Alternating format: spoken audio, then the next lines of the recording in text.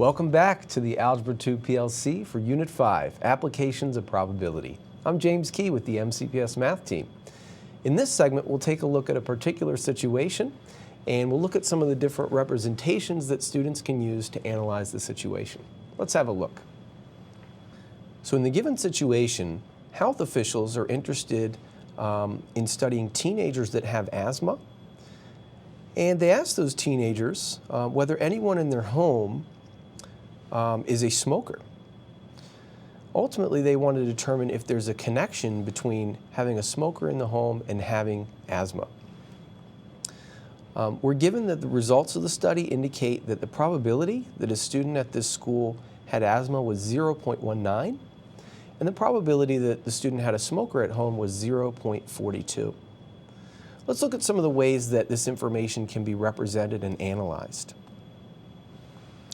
This first representation involves what's called a hypothetical 1,000 table, in which we assume that we have a population of size 1,000. The information about asthma is organized in the rows here. The first row representing the situation where the student reported they do have asthma. The second row, they reported they don't have asthma. In this column, we're showing students that have a smoker in their home, and in this column, we're showing students that do not have a smoker in their home. We're given that the probability the student has asthma is 0.19, which in a population of size 1,000 would lead us to expect that about 190 students would report that they have asthma.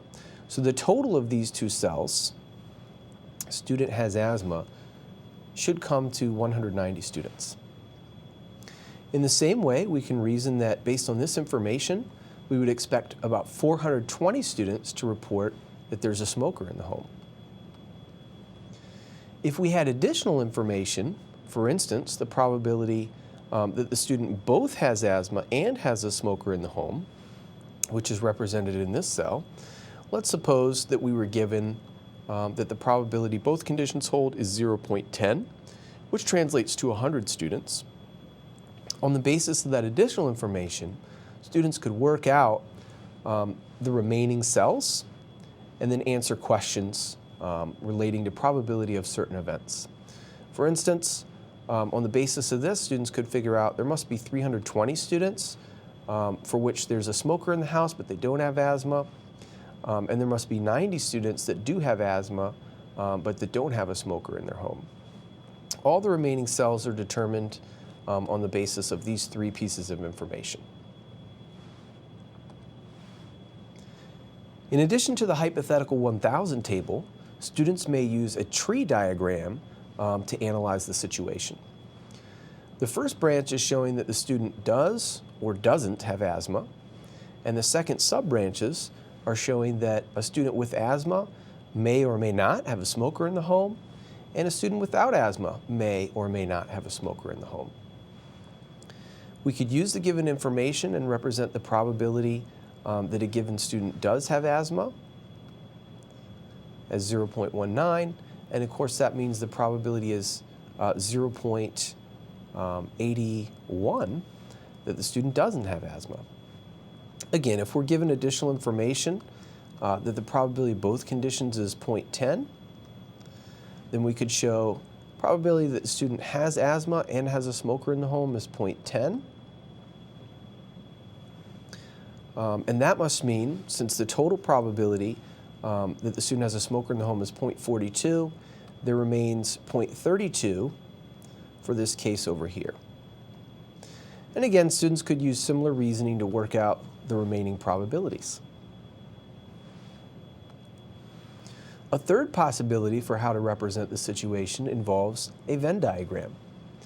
The red circle labeled A represents the event that the student has asthma. The blue circle labeled S represents the event that the student has a smoker in the home. Once again, if we know the probability that both events occurs is 0.10, we could show that and represent that in this intersection. And knowing that the total should be 0.19 for students that have asthma, this must be 0.09, and this must be 0.32 in order to have a total equal to 0.42. Students could then work out what is the chance that a particular student neither has asthma nor has a smoker in the home. We do hope that in looking at this situation and the variety of representations that can be used to analyze it, that helps you and gives you a sense for what goes on in this unit.